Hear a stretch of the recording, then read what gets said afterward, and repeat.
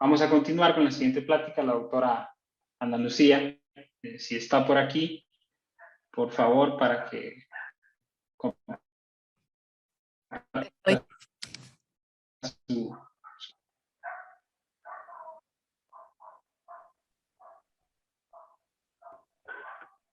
Sí, buenas tardes, doctora. Hola, ¿qué tal? Buenas tardes. Compartir su pantalla. Buenas tardes. Buenas tardes, ahí la comparto.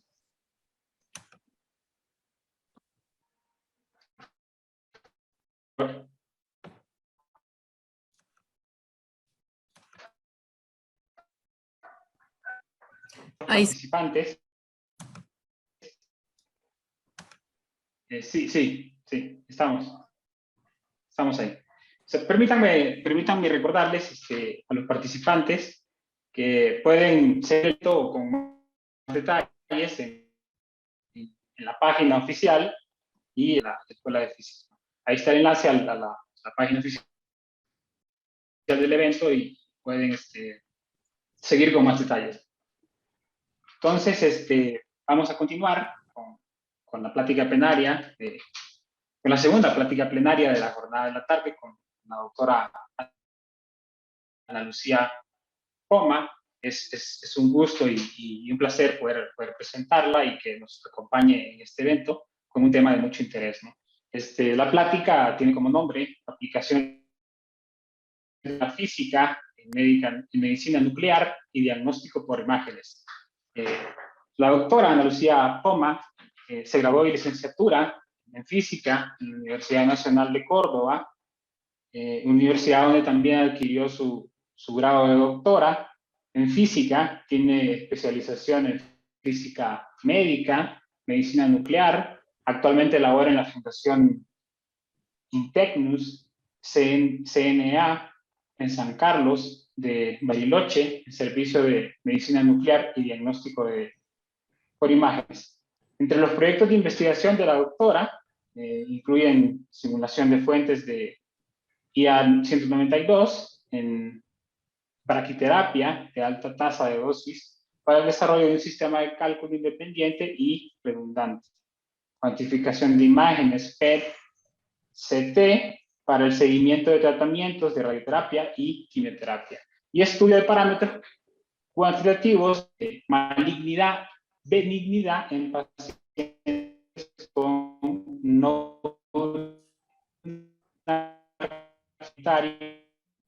a partir de imágenes de tomografía computada, un tema de mucho interés, ¿no? Por favor, adelante. Tiene que tiene alrededor de 50 minutos para su plan. Voy a intervenir para recordarle y queda a su criterio si desea las preguntas al final o preguntas durante su charla. Es su criterio. Por favor, adelante y muchas gracias. Muchas gracias a ustedes por la invitación. Bueno, es un gusto compartir con ustedes esta charla. Espero que se entienda bien y cualquier cosa que no se entienda, por favor, siéntanse libres de interrumpirme para preguntar, aunque si es posible aguardar para las preguntas al final de la charla sería mejor. Pero bueno, dado el caso de que no se entienda algo, por favor pregúntenmelo.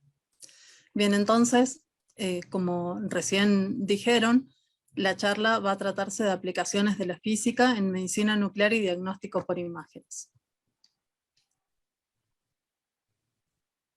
Lo que vamos a tratar es de este breve resumen, que será sobre la obtención de imágenes, conceptos fundamentales y principales hechos históricos, exposición a la radiación y salud de la población, de los siguientes equipamientos en radiografía, mamografía, densitometría, tomografía computada, resonancia magnética, cámara gamma y SPECT y PET. También vamos a hablar sobre la exposición a la radiación y la salud y la calidad de imágenes médicas, así como también la cuantificación de imágenes, radiómica e inteligencia artificial.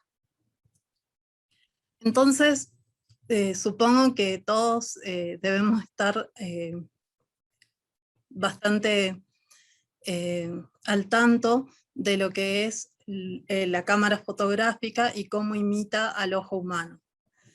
Entonces, una de las primeras preguntas que uno se hace es cómo podría ver el interior del cuerpo humano. Si nos planteamos, por ejemplo, esa pregunta en el hombre que está cubriendo sus manos con una bolsa, la respuesta es que con la luz visible no seríamos capaces de observar el interior del cuerpo humano, pero si cambiamos la longitud de onda o el tipo de radiación con el cual verlo, podríamos ser capaces de ver más allá. Entonces, lo primero que vamos a hablar es que en las imágenes médicas existen imágenes que son por transmisión e imágenes por emisión. Entonces, en las imágenes por transmisión, que están hacia la izquierda, lo que tenemos como características son una fuente de emisión externa, un objeto que produce atenuación de esta radiación, y a partir de esa atenuación se transmite otra radiación, ¿no es cierto?, que impacta contra un detector y el sistema de detección es capaz de hacer la formación de la imagen. Las imágenes por emisión, en cambio, se caracterizan por tener una fuente de emisión interna, lo cual se obtiene al inyectar un radiofármaco, de lo cual vamos a hablar más adelante, en el cuerpo humano.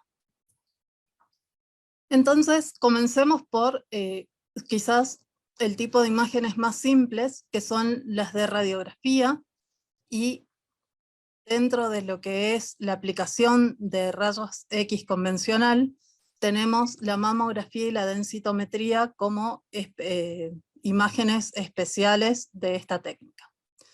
Las aplicaciones de la radiografía son muchas. Por ejemplo, si se hacen imágenes radiográficas de huesos y dientes, pueden determinarse fracturas e infecciones, artritis o caries dentales. Si se hacen radiografías de tórax, permite identificar infecciones o afecciones pulmonares o una dilatación en el corazón.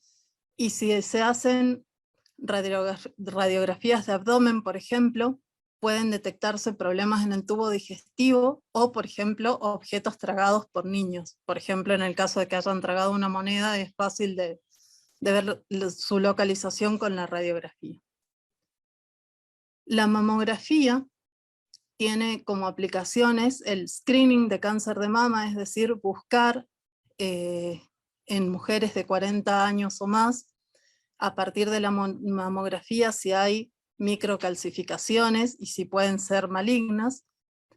Puede servir como guía de punciones en la mama para ver justamente la malignidad de una calcificación, y para el control y seguimiento de nódulos mamarios.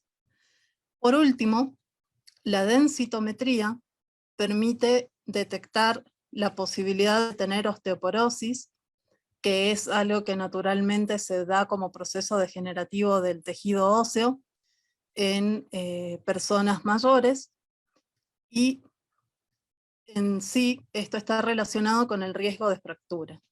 Puede determinar la densidad ósea, la densidad mineral ósea en particular, y la distribución de distintos tejidos, como el tejido blando, el hueso y la grasa en el organismo, con lo cual permite, por ejemplo, para deportistas de alto rendimiento, determinar una dieta o qué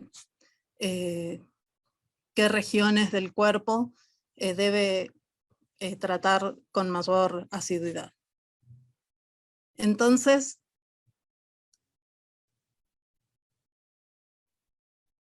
vamos a ver un pequeño video sobre los hechos históricos más importantes que marcaron esto y cómo funciona la fuente de generación de rayos X para poder llegar a la formación de la imagen. Bien, La foto que se ve acá es la de Wilhelm Röntgen, que en 1895 descubrió el principio de funcionamiento del tubo de rayos X y la formación de imagen a partir de este. El tubo de rayos X está formado por una fuente de alto voltaje, por un blindaje de plomo, una cámara de vacío, el filamento del cátodo, el blanco o ánodo y un filtro que permite pasar la radiación de interés, que sería la de más alta energía. Entonces necesitamos tres componentes para poder generar rayos X. En primer lugar necesitamos los electrones, que deben ser acelerados hacia el blanco. Sin alguno de estos tres elementos no es posible formarlo. Entonces acá vamos a hablar simplificadamente de cómo se producen los rayos X, cómo se generan. Primero se da lo que se llama emisión termoiónica al calentar el cátodo con una corriente alta. Entonces estos electrones en la cámara de vacío y por la diferencia de potencial alta de la fuente de alto voltaje son acelerados hasta una energía que está relacionada con el kilovoltaje pico hacia el ánodo, que es el blanco, generalmente de tungsteno. Al ser frenados en el ánodo, estos electrones van a producir fotones de un espectro continuo, en particular rayos X característicos relacionados con el material del ánodo.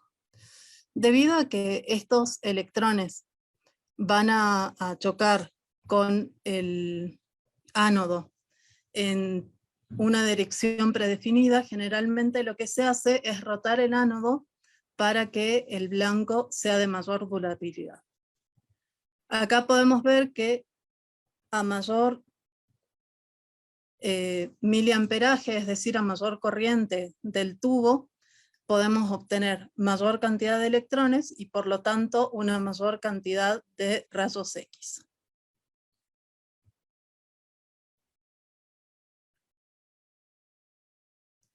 En cambio, cuando hablamos de mayor kilovoltaje pico, es decir, mayor diferencia de potencial en la fuente de alta tensión, lo que vamos a obtener es una mayor energía de los electrones y por lo tanto una mayor energía de los rayos X. Aquí puede verse un tubo de rayos X que genera estos rayos X, ¿no es cierto?, que pasan a través del filtro, que son atenuados por el cuerpo de la persona, y lo que se forma es la imagen de proyección de estos rayos X que muestran en blanco todo lo que es tejido óseo, que tiene mayor atenuación, mientras que en negro se va a ver todo lo que tenga que ver con aire, y en escala de gris intermedio se van a ver los tejidos de menor densidad. En el caso de la mamografía, tenemos también un tubo de rayos X que está caracterizado por un conjunto de placas que presionan la mama para obtener una mejor calidad de imagen. Esto es porque a menor espesor hay mayor transmisión de rayos X y por lo tanto el número de fotones que llegan a la placa va a ser mayor, con lo cual vamos a tener una mayor calidad de imagen. Este mamógrafo es capaz de girar para obtener otros tipos de imágenes, como pueden ser imágenes de proyección axilar, o visualizar, por ejemplo, de forma coronal o sagital una mama, además de poder hacer lo que se llama tomosíntesis, que es una especie de tomografía de pocos cortes, con pocos ángulos de rotación, pero que permiten detectar la posición en la que está una microcalcificación o un nódulo. El equipo de densitometría ósea es, como se muestra en esta imagen, un equipo que barre a lo largo de todo el cuerpo, pero con la característica de tener una energía doble de rayos X. Entonces se hace una diferencia entre las imágenes de alta absorción y la de baja absorción para obtener lo que es el perfil de distintos tejidos, del tejido graso, del tejido blando y del hueso. Esto permite obtener dos scores que son los fundamentales, que son el T-score y el Z-score, donde se puede distinguir lo que es la cantidad de mineral óseo, la densidad de mineral ósea respecto de una persona joven y respecto de un grupo de la misma edad. Con esto los médicos pueden ser capaces de saber qué posibilidades de fractura tiene una persona, en qué zona. Generalmente se observan lo que son la columna, la cadera y las extremidades. Bien.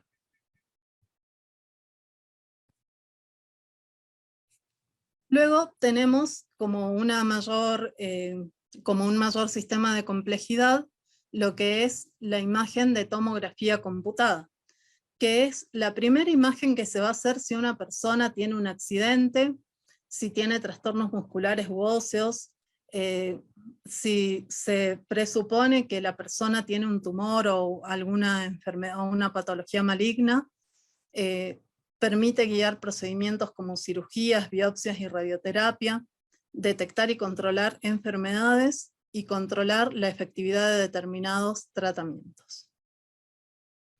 Entonces vamos a ver también los principales hechos históricos y las principales características de la tomografía computada, así como la tecnología que dio lugar a los tomógrafos computados de la actualidad. Acá vemos a Johan Radon, que en 1917 determinó un algoritmo matemático a partir del cual, desde distintas proyecciones, era posible ver, poder observar lo que había en el interior de un objeto. Luego tenemos a Gottfried Hounsfield, que en las décadas de los 60 se interesó por la tomografía computada y diseñó lo que son los primeros tomógrafos. Entonces, el primer experimento que hizo fue el de utilizar una fuente radiactiva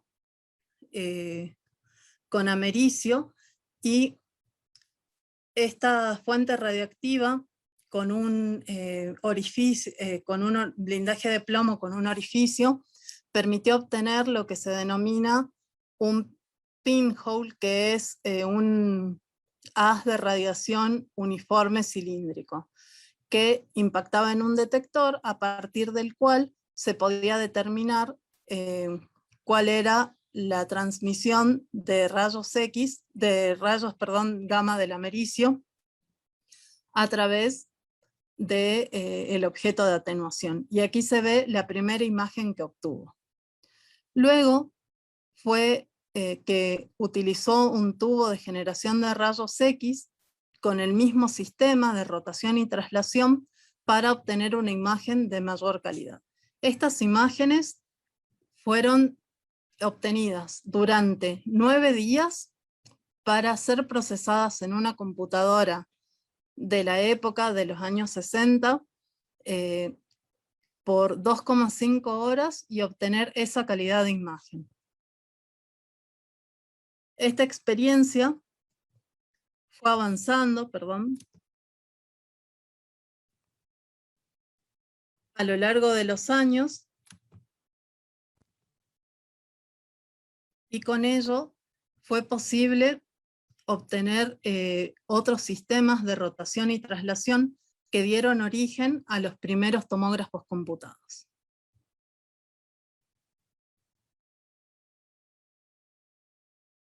Perdón, me aparece que la función de compartir pantalla está... Ahí está. Perdón por... No hay problema, doctora. No hay problema, doctora. No se preocupe. Ahora Pongo de nuevo la filmina.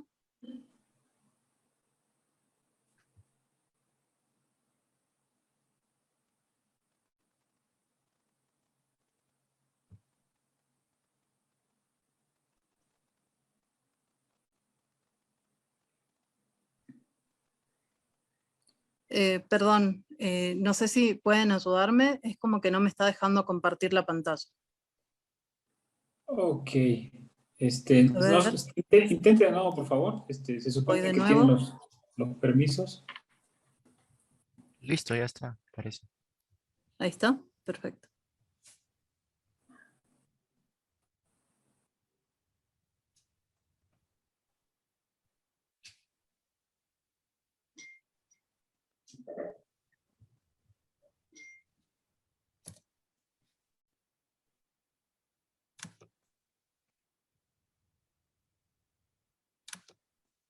Ahí está. Entonces, a ver. Perdón, se ve que es la presentación de PowerPoint. Ahora vuelvo a compartir pantalla. Sí, está bien.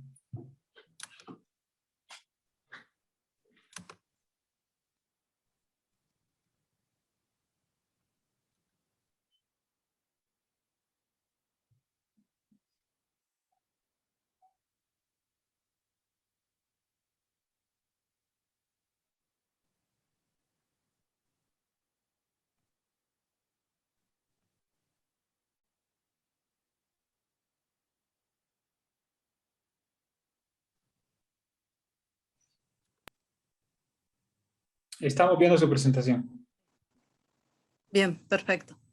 Sí. Entonces, hablando sobre las primeras experiencias de Hounsfield. Ya habíamos visto esta experiencia, voy a adelantar un poco a la siguiente.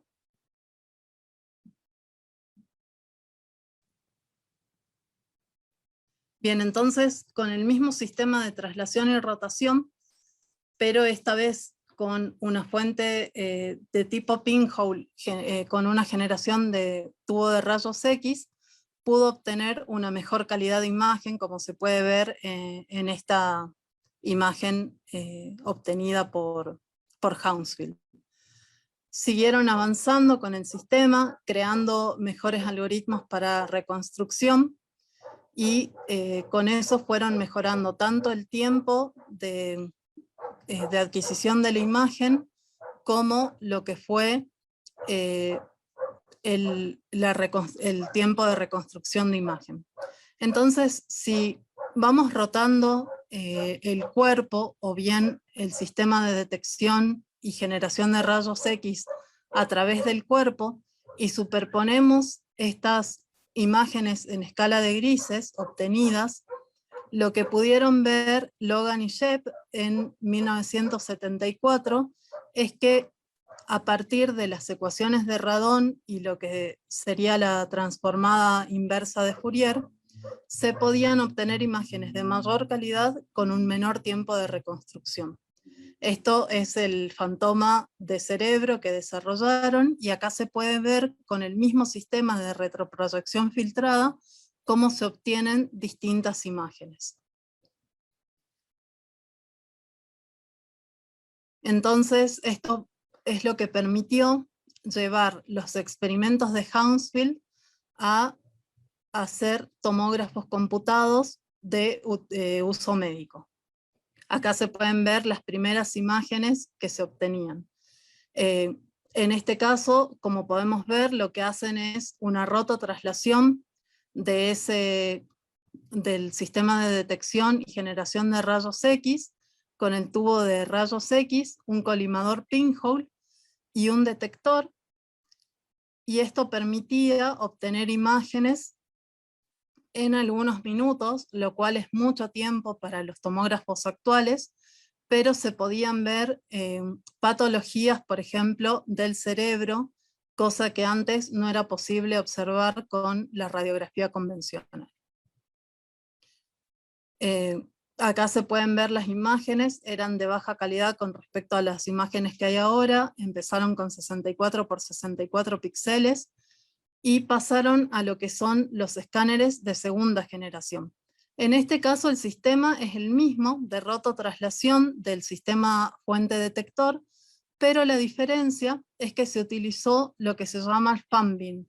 El fan beam es un filtro, ¿no es cierto?, que permite, el orificio permite que el haz de rayos X sea en un ángulo definido, con lo cual al colocar varios detectores juntos, la cantidad de imágenes que se podía obtener en el mismo tiempo era mayor, reduciendo la exposición a la radiación, y además de eso, permitiendo que al moverse la camilla se tomaran más de una imagen de la misma persona. El problema que tenía este sistema era que tenía que dar vueltas de 180 grados debido a que había muchos cables que si se daba vuelta todo el sistema, como sucedió en los sistemas de tercera generación, no se podía desenredar el sistema de cables para poder obtener la imagen. En los sistemas de tercera generación se agregan detectores y se incluye lo que es el movimiento de la camilla, para pasar finalmente a lo que son los tomógrafos helicoidales, donde se hace la rotación del sistema fuente detector en el mismo momento en el que la camilla va introduciéndose. Esto permitió hacer imágenes de cuerpo entero. Muchos pacientes, por ejemplo, oncológicos, se les pide imagen de cerebro, cuello, tórax, abdomen y pelvis, lo cual es un barrido largo, de aproximadamente 1 metro de largo, y esto se hace en algunos segundos.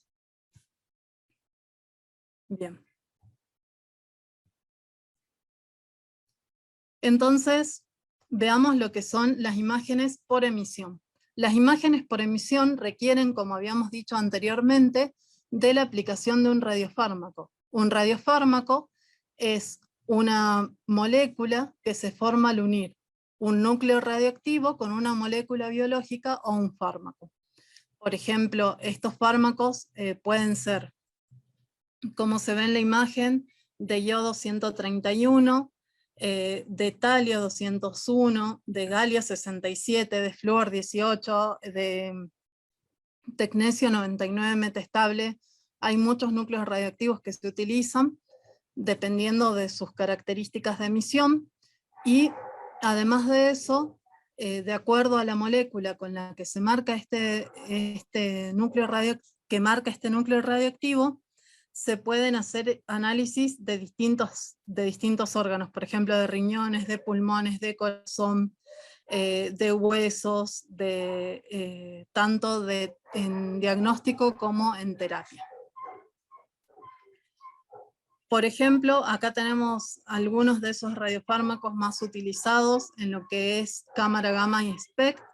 SPECT significa tomografía computada por emisión de fotón único. Entonces, en esta situación lo que se hace es marcar estas moléculas o moléculas biológicas o fármacos con un emisor que emita un fotón gamma o algunos fotones gamma, de los cuales uno sea el más preponderante. El radioisótopo más utilizado en medicina nuclear convencional es el tecnesio 99 metastable. Acá podemos ver, por ejemplo, que al ligar este núcleo radioactivo con una sustancia que se llama MDP, se pueden obtener imágenes óseas. En el caso de marcar con este radioisótopo una molécula que se llama MIBI, se pueden obtener imágenes cardíacas. Al marcar con tecnesio 99 metastable una molécula que se llama DTPA, se pueden obtener imágenes del pulmón, y así sucesivamente. Podemos marcar moléculas que permitan ver funciones cerebrales, funciones renales, obtener imágenes dinámicas, como puede verse acá.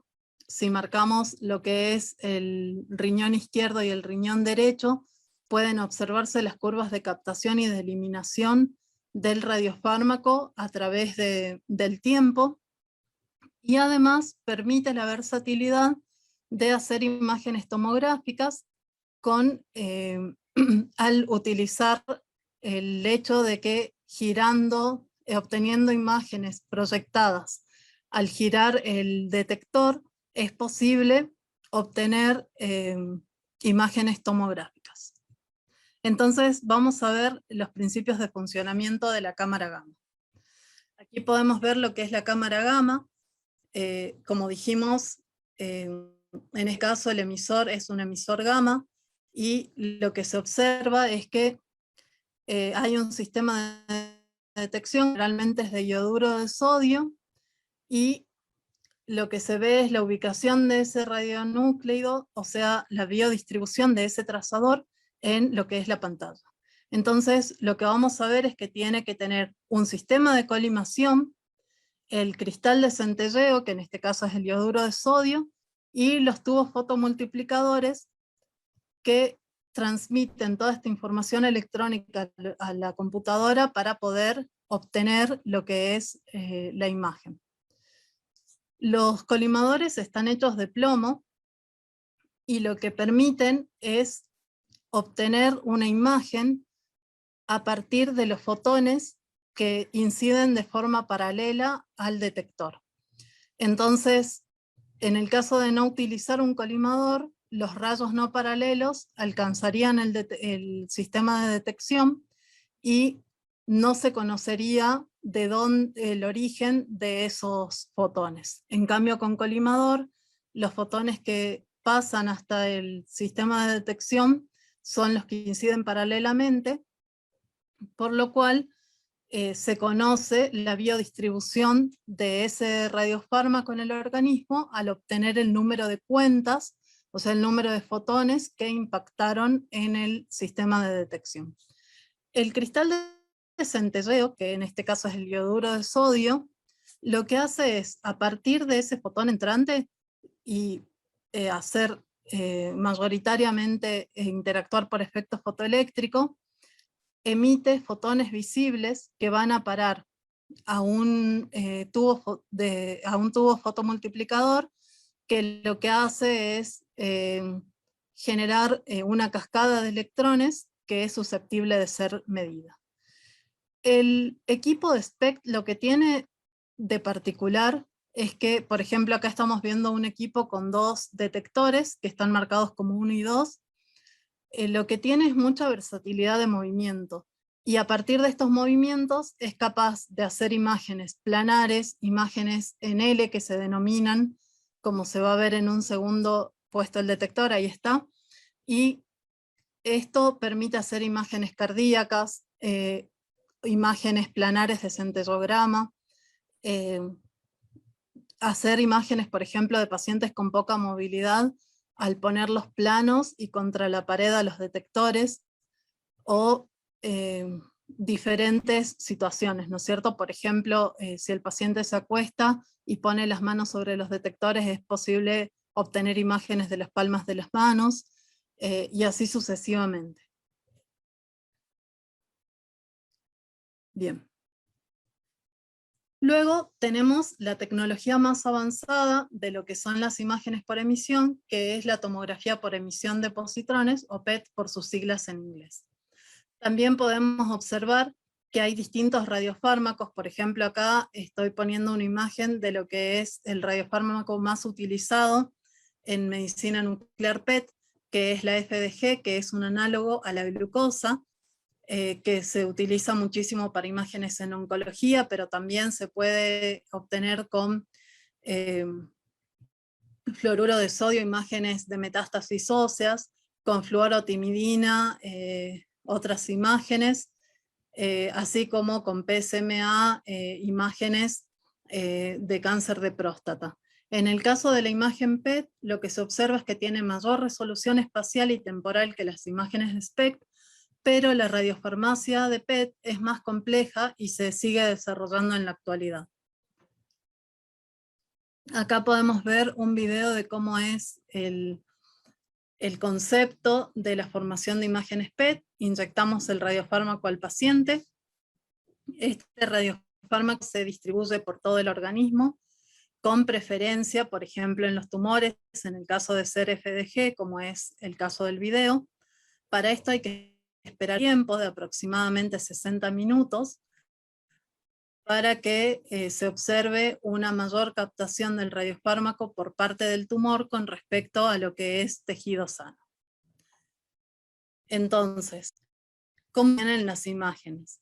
En el caso del flúor 18, por ejemplo, que es el radioisótopo más utilizado para marcar moléculas de PET, es un emisor de positrones, por lo cual al emitir un positrón, este se aniquila con un electrón del medio y emite lo que son los fotones de aniquilación, que sabemos que se emiten a 180 grados uno del otro. Estos fotones de aniquilación son detectados en coincidencia por el sistema de detección de PET, lo que permite determinar en ese camino en el que se detectan, en esa línea de respuesta en la que se detectan los fotones de aniquilación, cuál es la posición en la que se produjo esa aniquilación, y por lo tanto se supone que como el positrón tiene un rango corto, en ese lugar es que está el radiofármaco. A partir de esto se determina la biodistribución del radiofármaco en el organismo. Entonces, una cosa de las que dijimos que íbamos a hablar es lo que son los efectos de la radiación. Para poder medir los efectos de la radiación ionizante, que es la que utiliza todos los equipos que estuvimos viendo hasta ahora, se define lo que es la dosis absorbida, que se mide en una unidad que es el Gray, en este caso en miligray, porque en el caso de imágenes diagnósticas las dosis son muy bajas, que es la concentración de energía por unidad de masa depositada en el tejido como resultado de la exposición a la radiación ionizante.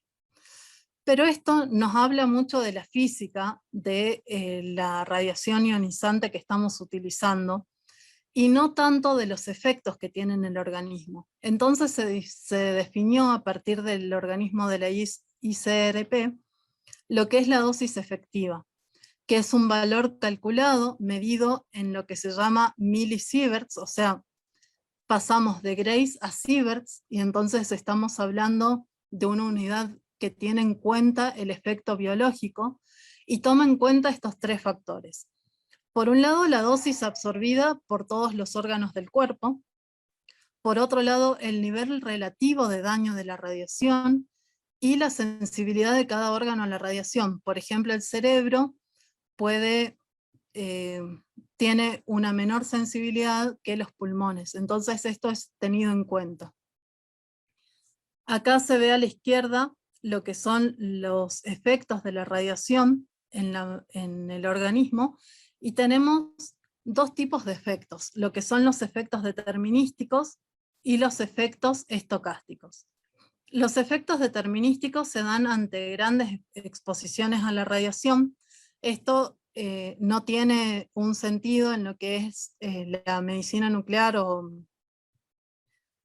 el diagnóstico por imágenes, siempre hablando de diagnóstico, sí en lo que es tratamiento, y sí tiene mucho sentido en lo que es el tratamiento, por ejemplo, de tiroides a partir de iodo 131, o en el caso de la radioterapia. En este caso se habla de muerte celular, daños en tejidos vitales y síndromes derivados de esos daños. Por supuesto, en una terapia que esté planificada y justificada, lo que se hace es tratar de dañar las células tumorales y provocar el menor daño posible en células de tejido normal. Pero a veces ocurren accidentes de radiación en los que se dan estos daños en tejidos sanos. En el caso de los efectos estocásticos, que es de lo que estamos hablando para las situaciones de diagnóstico, tanto en medicina nuclear como en otras modalidades de imágenes, lo que tenemos es que a partir de las mutaciones posibles producidas por la replicación celular, lo que sucede es que después de años o décadas se pueden ver desórdenes hereditarios o patologías cancerígenas desarrolladas por el individuo muchos años después. Esto tienen en cuenta un modelo que que es lineal, porque no se han observado de forma directa efectos para dosis menores a 1000 milisieverts, pero lo que se hace es extrapolar a partir de ese primer efecto o umbral que se conoce de dosis de radiación hacia cero la probabilidad de sufrir un cáncer debido a la exposición a la radiación. Por esto es muy importante que se justifique la utilización de radiaciones ionizantes y que se utilice lo que se denomina el principio ALARA, que significa as low as reasonably achievable, que es un principio en el que la ICRP formula tanto la justificación de la práctica médica como el cuidado de la exposición a la radiación. Entonces, en cuanto a las imágenes de las modalidades que estuvimos viendo, lo que podemos pensar es que en las imágenes por transmisión, lo que determina la dosis de radiación absorbida por el cuerpo humano es la cantidad de corriente por unidad de tiempo de exposición, la energía de la fuente de radiación y también la edad del paciente, porque hasta que se termina de desarrollar el ser humano hasta la adolescencia, tiene una cantidad de replicaciones de células, ¿no es cierto?, por órgano, que es mucho mayor, entonces es mayor el efecto que produce la radiación en niños de lo que produce en adultos.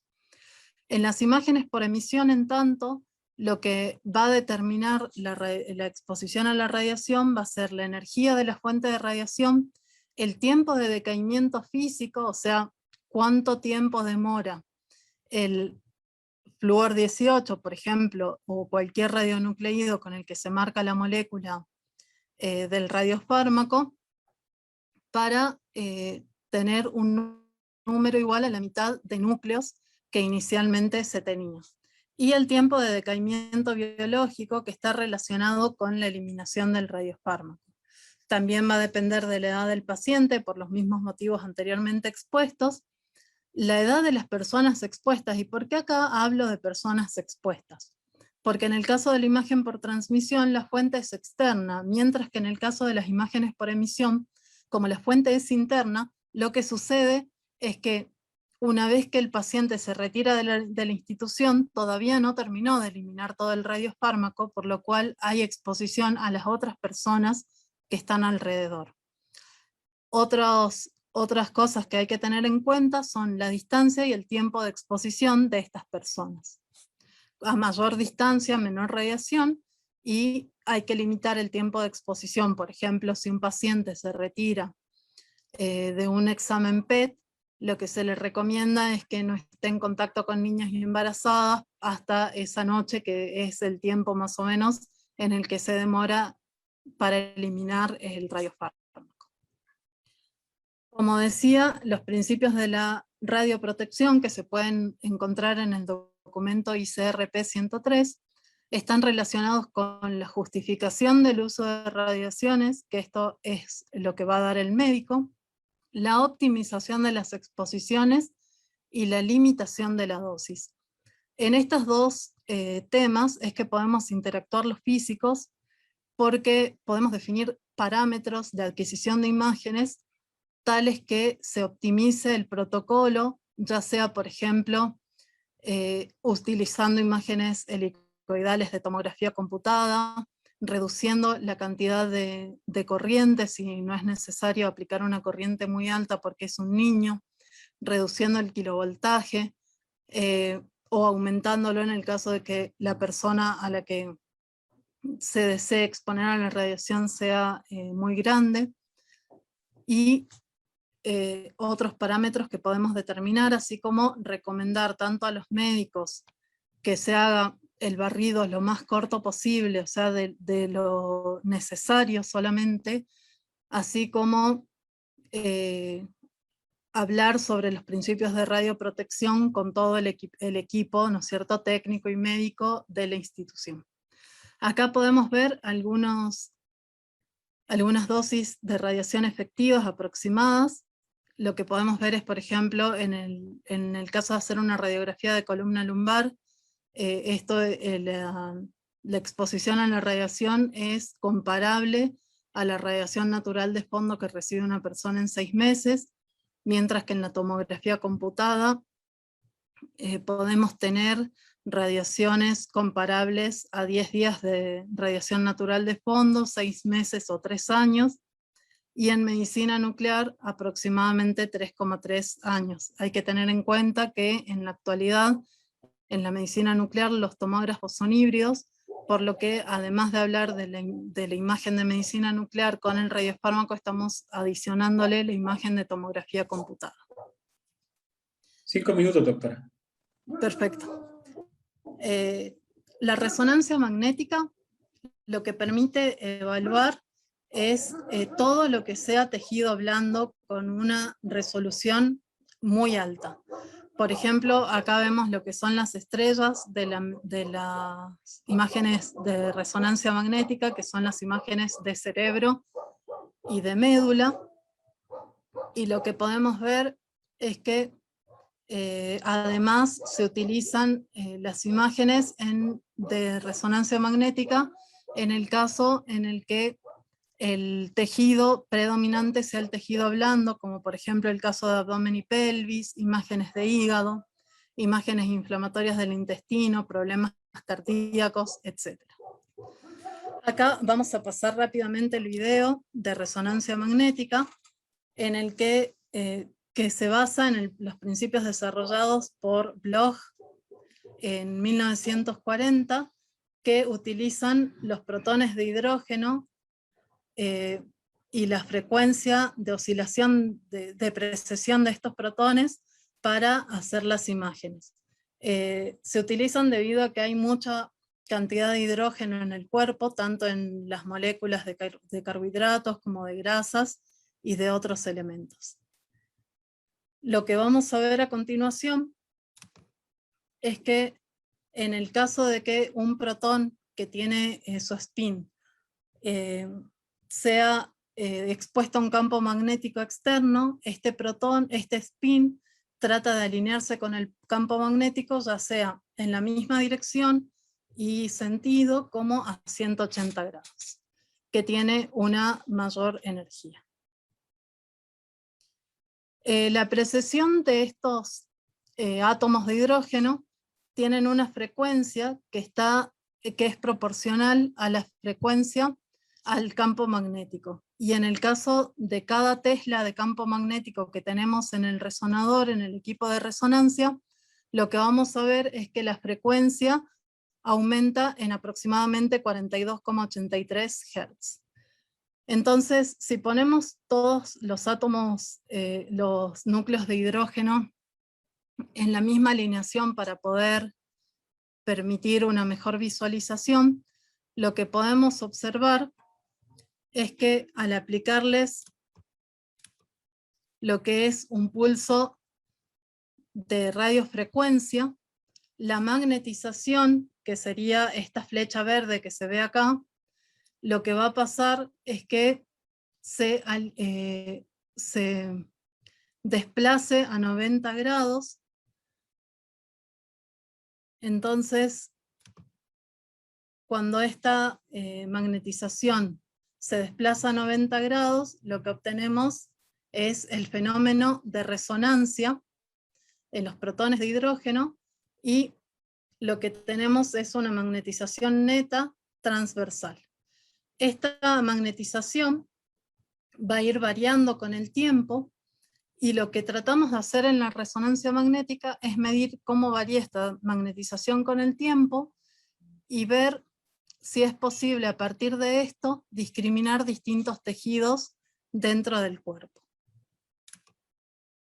Por ejemplo, acá lo que vemos es el caso de una molécula o muchas moléculas en realidad de grasa en comparación con moléculas de agua, en lo que se denomina relajación T1 o interacción de spin-red. Entonces es cómo se relajan los protones de hidrógeno al estar unidos a distintas moléculas, ¿no? Entonces, habiendo aplicado el pulso de radiofrecuencia, que dijimos que lo que hacía era hacer que la magnetización girara a 90 grados, lo que vemos es que los átomos los núcleos de hidrógeno asociados a la molécula de grasa recuperan más rápido la magnetización longitudinal, mientras que los de agua más lento. Por lo tanto, lo que vamos a ver es que el agua, las moléculas de agua se van a ver en color blanco, mientras que las moléculas de grasa van a verse en color más oscuro.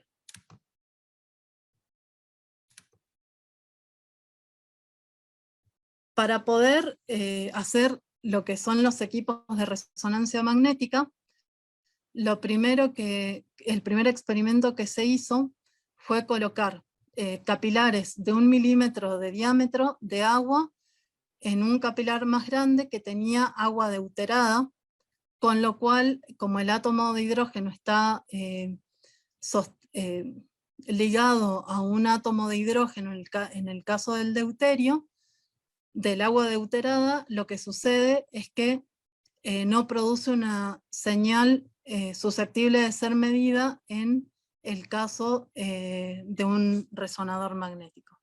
Entonces, este experimento lo que permitió fue observar que se podían obtener señales de resonancia magnética a partir de campos magnéticos aplicados sobre una persona. En el caso del equipo de resonancia magnética, de lo que se dispone es de un imán en solenoide, que generalmente es de 1,5 o 3 teslas, y de bobinas de gradiente que están en el eje Z, en el eje X y en el eje Y. El equipo de resonancia magnética cubre gran parte del cuerpo humano.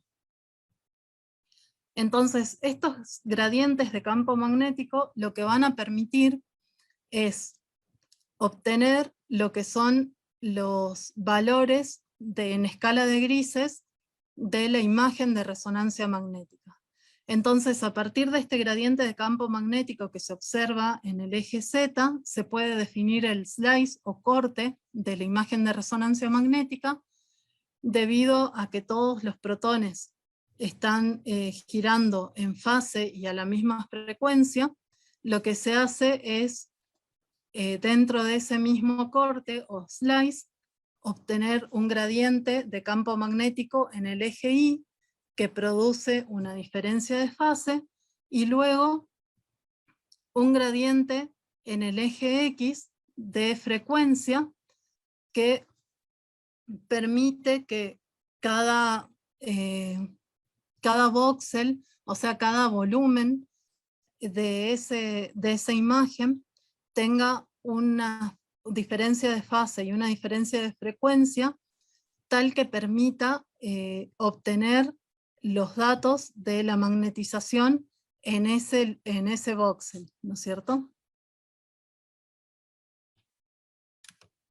Acá se ve lo que es el gradiente en el eje X, que permite un cambio de frecuencia. Entonces vamos a tener que lo que está expuesto a menor campo magnético va a girar más lento que el protón que está expuesto a mayor campo magnético. Y de esta manera se obtienen los distintos tonos de grises que dan lugar a lo que es la imagen de resonancia magnética. Bien, por último, de lo que vamos a hablar es de lo que se llama cuantificación de imágenes. En el 2016 salió un trabajo de Gillis que se denomina radiómica, donde él dice que las imágenes son más que figuras, que son datos. Entonces, lo que se propone para la cuantificación de imagen es, a partir de la imagen médica, segmentar, es decir, separar aquellos objetos que son de interés dentro de la imagen, hacer una extracción de parámetros que pueden ser estadísticos, que pueden ser volumétricos, geométricos en general o de cualquier tipo, y hacer la integración de datos. Esto dio desarrollo al uso de inteligencia artificial y de machine learning en las imágenes médicas, y acá lo que presento son algunos lugares a donde ustedes pueden encontrar algunos softwares de aplicación de inteligencia artificial en imágenes médicas.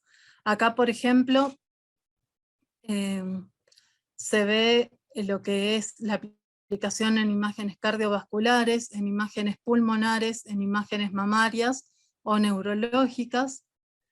En el caso de Aiforia, lo que se ve es que están desarrollando un software que permite la identificación de patologías malignas. En el caso de Carestream, están realizando un software que utilice inteligencia artificial y machine learning para poder aportar y ayudar en el diagnóstico a los radiólogos, es decir, a los médicos especialistas en imágenes.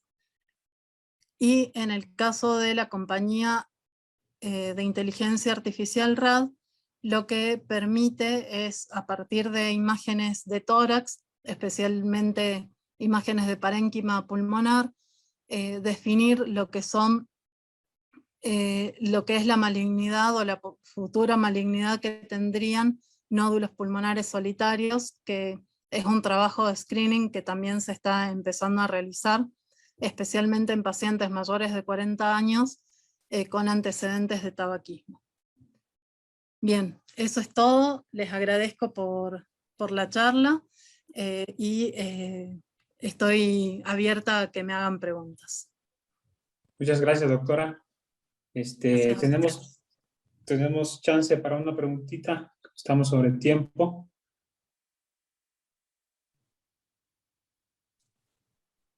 ¿Preguntas?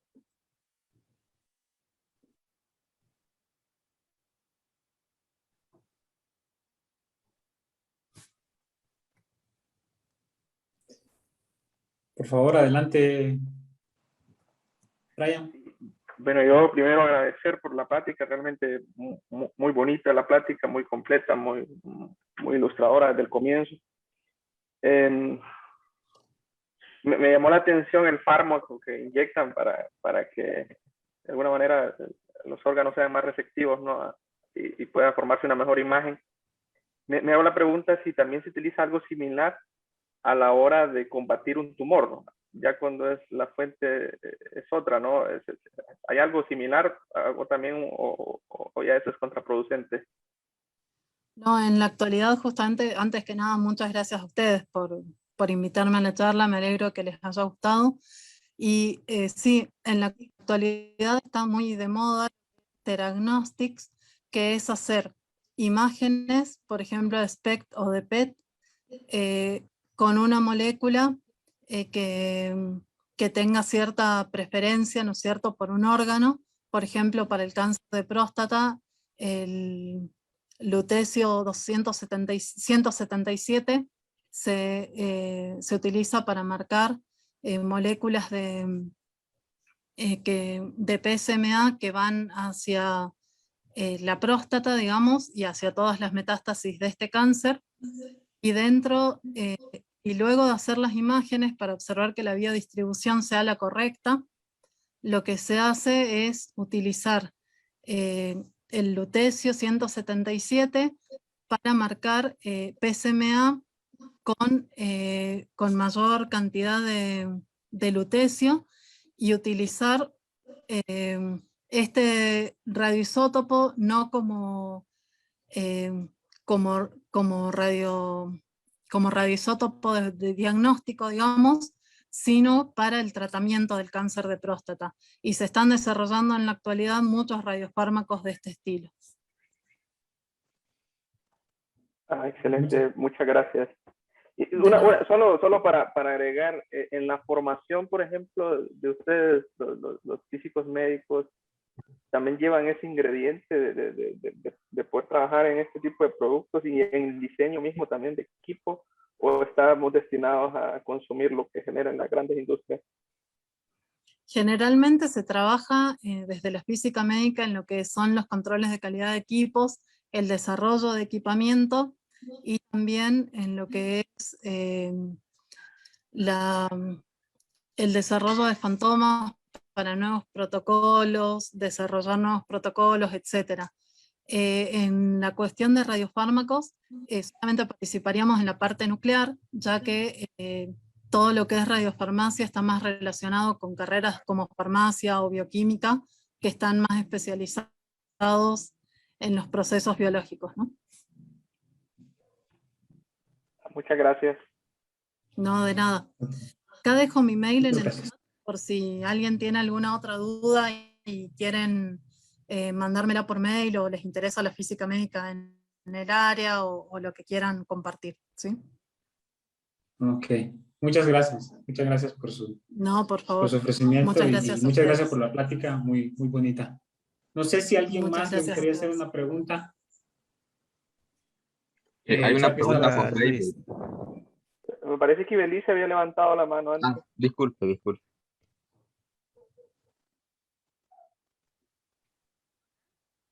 Ibelice quiere preguntar directamente. Bueno, no sé. Isaac, entonces. Sí, hay una pregunta en Facebook, la pregunta es la siguiente. ¿Es posible en un futuro cercano que baje el costo de la fabricación de estos equipos y que se pueda tener en más hospitales por todo el mundo? Muy buena pregunta. La verdad es que hay algunos desarrollos que son de equipamiento para hospitales públicos. Acá en Argentina, por ejemplo, desarrollado por la Comisión Nacional de Energía Atómica, hay un PET, pero la realidad es que ese PET es de menor calidad, de menor resolución, digamos, espacial, debido a que utiliza cristales de centelleo más económicos para poder desarrollarlo de esta manera y no permite realizar imágenes de gran calidad. El tema del equipamiento médico es que es costoso también porque lleva mucha tecnología y esto hace bueno, que los costos aumenten, por supuesto.